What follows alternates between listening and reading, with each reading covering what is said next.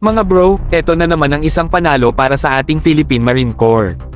Isang bagong milestone ang tinahak ngayong inilabas na ng Philippine Navy ang Notice of Award para sa weapon systems ng Jeep 4x4 Light Tactical Vehicles, o KOVICOK-MPV, ng ating mga mandirigmang Marines.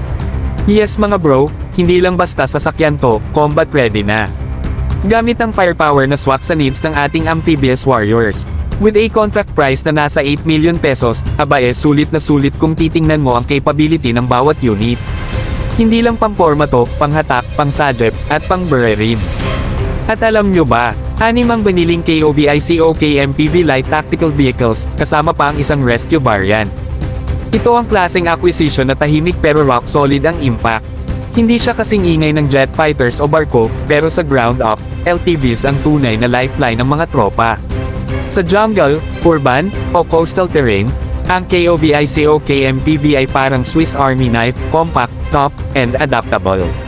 At ngayon, may weapon systems na rin, kaya hindi lang pangtakbo, kundi pang-depensa at pang-atake na rin.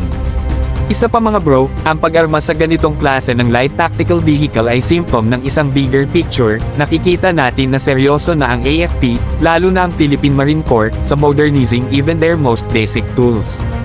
Kasi pag sinabing mobile ka, dapat hindi lang mabilis tumakbo, dapat kaya ring lumaban habang gumagalaw. At kung titingnan natin ang buong modernization roadmap ng Marines, ito ang umpisa pa lang.